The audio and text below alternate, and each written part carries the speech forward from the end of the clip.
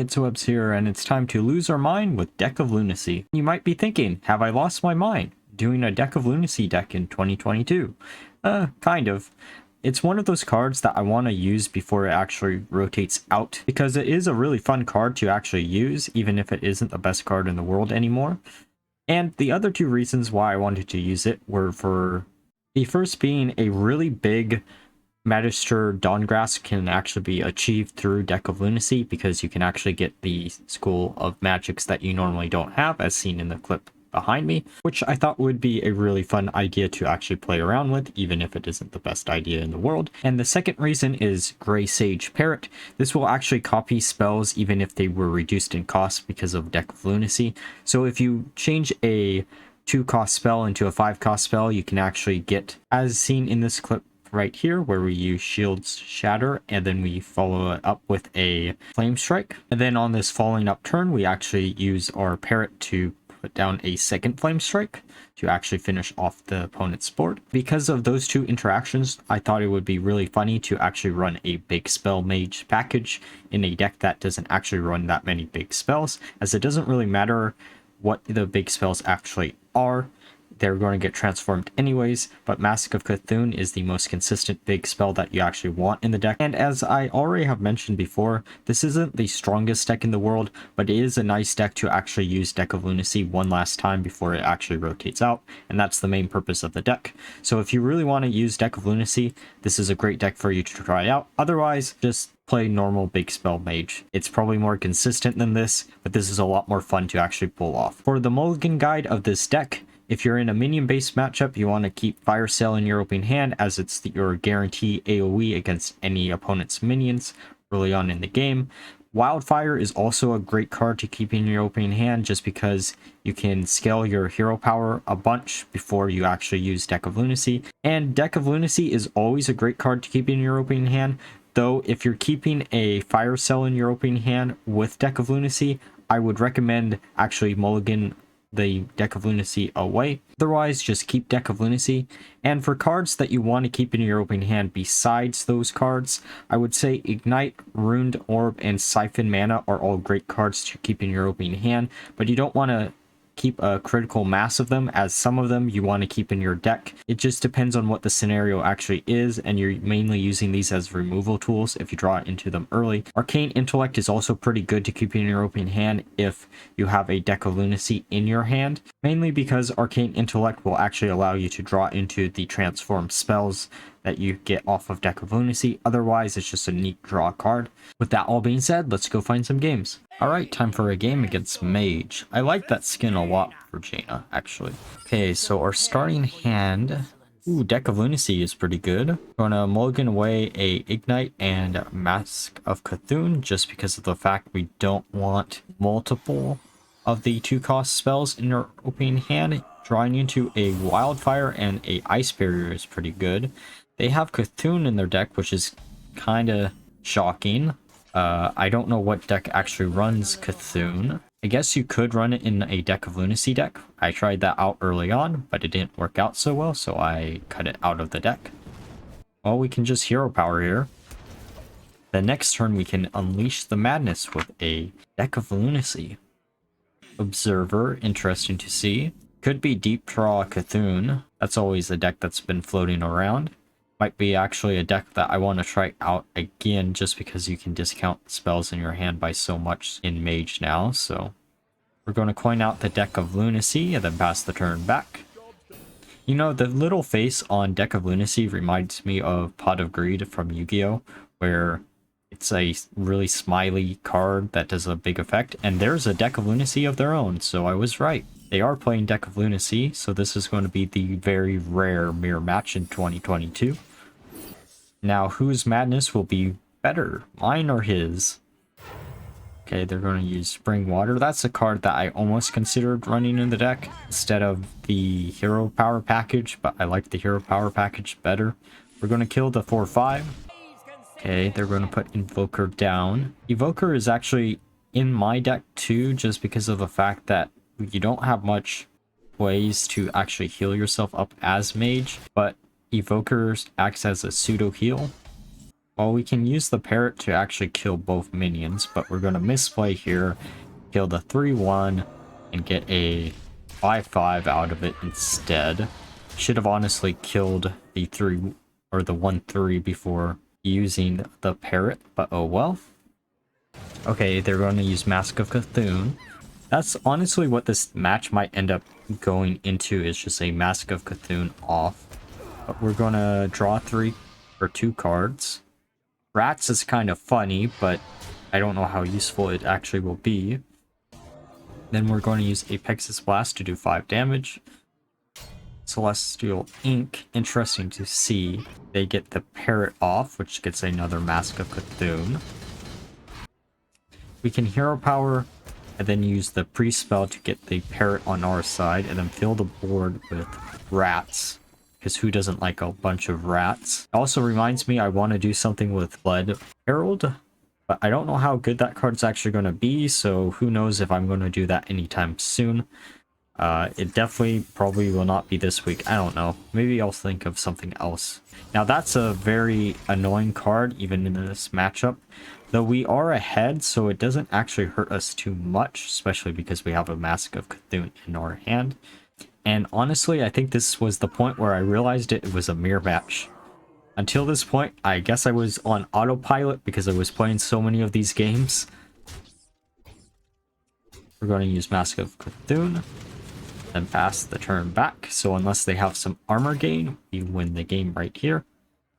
Ooh, and sadly for them, they do not have any armor gain. They do have a draw card, so that's actually pretty good. If they played that before, they could have maybe found something. And we win the match of madness. Alright, time for a game against Paladin. Probably going to be Libram Paladin, because all Paladins are Libram Paladin. We do have Deck of Lunacy in the starting hand with Ignite. This starting hand is actually pretty good. I wouldn't want the Viper per se, but we can shuffle that back into the decks just so we have a turn 1 play. That's the nice thing about Viper having tradable on it, is you can actually use it to cycle through your deck trying to find something that you actually need. Though that is a perfect top deck, so we can actually discount Deck of Lunacy here by 1, so we can get it out on turn 3 instead of 4.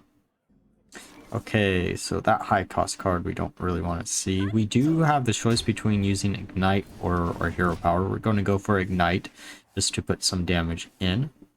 It also puts the Ignite back into the deck, which is a little bit of a misplay, and I'd rather actually, looking back on this, use the Hero Power just so we could have Ignite in the deck for a consistent way to do damage after we use Deck of Lunacy.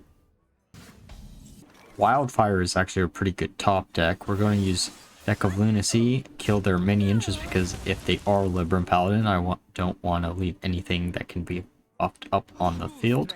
We do have the Wildfire to actually increase the damage, and it's time for them to understand our madness when it comes to Deck of Lunacy. We're going to buff up with Hand of a Doll. That's actually a really funny top deck, especially if we get some type of Fell spell off of that, and we don't, sadly, but we can still Hero Power and kill the minion instantly, so that's fine. Cenarian Ward is actually really nice to see here. It gives us a 8 cost card for the cost of 5 mana, which is always a great thing. And it's on perfect curve, so we can actually play it next turn if we really feel like it. Or we could actually use Wildfire into our Hero Power and kill the minion. And we could also shuffle it, the Viper, if we really felt like it, but I guess not. Okay, so Adol's Truth Seeker. Well, we're going to play down the Cenarian Ward, hope for something cool here. Well, that does the trick. We instantly kill their minion, pass the turn back. Because they're Libram, I'm thinking that Cariel will be dropped any moment, which is why I'm keeping the Viper in hand. They're going to use Righteous Defense, which is interesting to see. Annoying, but interesting to see. I think voice line wise, Lady Prestor has slowly become my favorite mage portrait. Okay, so they're going to kill our 1/1, which sucks, but it is what it is. Sprint is actually a pretty good card to see there. Commencement is also pretty funny. Also, Flame Strike is pretty good too. We're going to use Commencement. It's a parrot. Okay, so they're going to pop the Divine Shield, buff up their minion with Divine Shield, and go into our minion. They're going to play down a Bannerman, give it a Divine Shield, play down a Knight of Atonement, play down another Divine Shield minion, and then buff up the Knight a little bit further. Here we can actually Shield Shatter into a Flame Strike, killing their entire board, I think, or pretty close to it. Yeah, the entire board. And then we can finish it off with a Wild Paw Caverns, just so we get a 3/4 with freeze. Okay, so they're going to buff up their minion, put down a Trog, which is kind of annoying, but funnily enough, the parrot doesn't count as us casting a spell, so we can actually get around the Trog here. I'm going to pop the Divine Shield, put down the parrot, and attack into the 8/8 with our freeze, and pass the turn back, hitting another freeze. Okay, so we don't have any more AoE board clears here, which sucks, but if we can find a Magister, we actually have at least one. Let's see what we draw off that. That's actually kind of funny. I don't know how strong it's going to be, but we can always use it.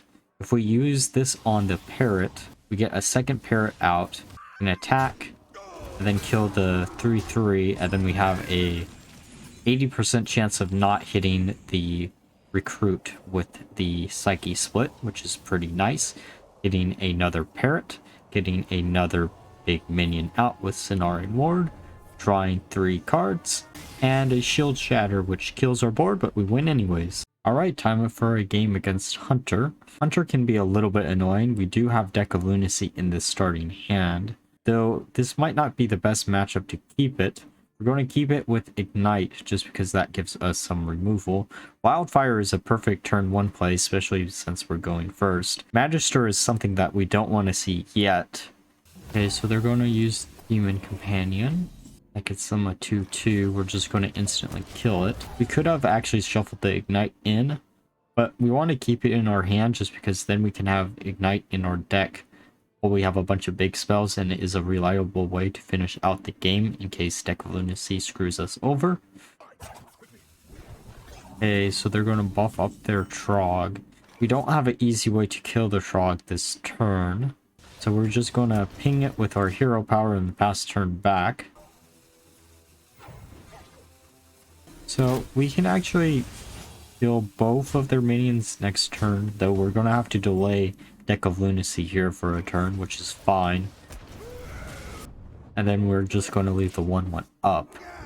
Though the downside of this deck is you don't really have that much healing, which is the reason why we're using the Deep Water Invokers instead of some other type of draw, even though we're only getting like 1 or 2 armor in the deck from doing that on a average case.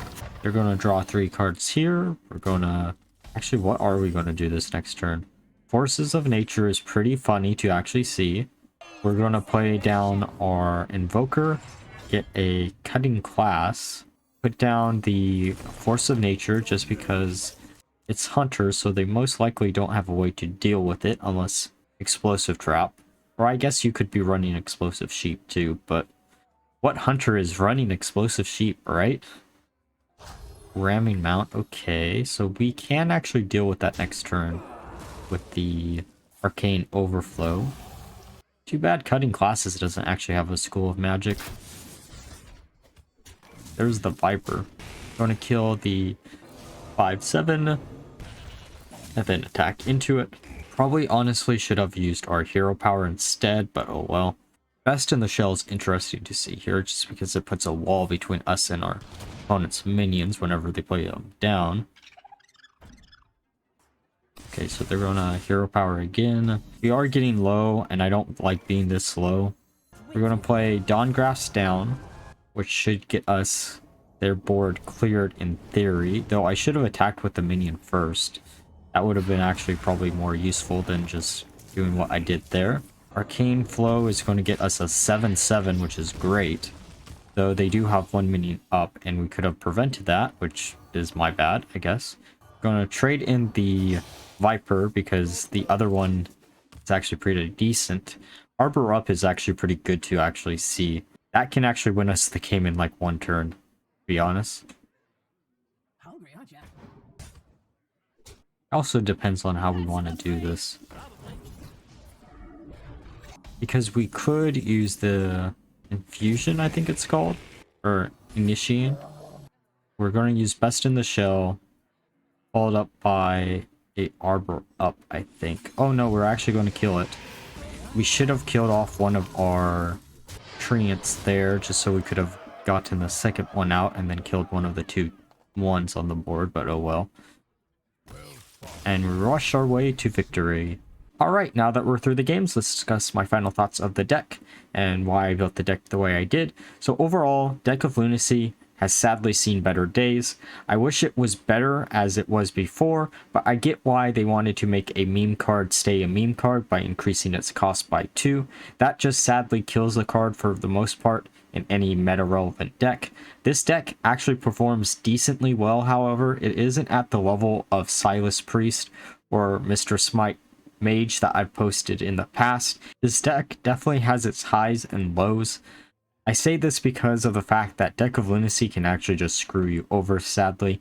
There's sometimes you'll generate cards that are completely useless in the deck, but with a card like Deck of Lunacy, you have to make sure that you know what you're getting into when you're using it. With it being 4 cost, it actually kills the card almost completely, though there are times where it just goes off, but most of the time it's going to be too late and you're going to end up winning the match using the big spell mage package or the hero power package that is within the deck. But it really is hilarious to actually get some really insane Magister Dawngrasp out because of Deck of Lunacy, and that almost makes it worth playing it alone. There's actually 2 cards in this deck that are worth talking about that aren't part of the Deck of Lunacy package. Restaurant Viper is a card that you could easily cut for some type of early game removal, such as Brain Freeze or First Flame. I included it just because I figured I was going to run into a bunch of weapon-based decks, though I know that has kind of fallen out of the meta. Before I added the card, I ran into a bunch of Paladin decks that were using their hero card, so I wasn't at the risk of my opponent having half damage taken, though this card could easily be cut. The other card in the deck that's worth mentioning that I almost wanted to cut out of the deck, but I didn't know what to replace him with, was Fire Eye. Fire Eye was added in mid-testing when I originally had Cthulhu, and he felt like a better finisher than Cthulhu in this deck, just because most of the time Cthulhu was just used for ammo for Deck of Lunacy, so you could get 8 cost spells, but that felt really inconsistent just because it made it harder to draw into the Deck of Lunacy, which is why I cut out Cthulhu in the end and replaced him with Fire Eye. Though this card can actually be dead most games until you can actually put down your hero card itself, just because of the fact your hero power damage doesn't scale that fast. You do have the 2 wildfires, but if you're turning your deck into random spells, the wildfires go away and you have no way to scale up your hero power damage within the deck. So it's just something worth mentioning. If you think of a better idea of actually including a finisher in this deck besides this, maybe Yogg would also work, then do it. The deck is actually halfway decent, and if you do something with Yogg or some other finisher besides Fire Eye, replace the wildfires with some other type of high cost spell. I don't know what you would include, maybe Apex's Blast. Then again, you don't actually get the additional minion, but you're really just using it for A, the damage, and B, the high cost to transform off of Deck of Lunacy. So overall, if you were like me and you've been wanting to use Deck of Lunacy in a deck, this is the perfect deck for you. Otherwise, don't try this deck out. If you don't have Deck of Lunacy, it is definitely not a card worth crafting. And sure, most of these cards are used in Big Mage anyways, where you wouldn't have to actually craft anything new if you're already playing a bunch of Mage decks. I still don't recommend going out of the way to craft Deck of Lunacy, but if you have it, try this deck out. It's a lot of fun when you have your highs, and it's a lot of depression when you have your lows. Now, if you enjoyed the video, please leave a like, comment, and subscribe, and until next time, bye bye.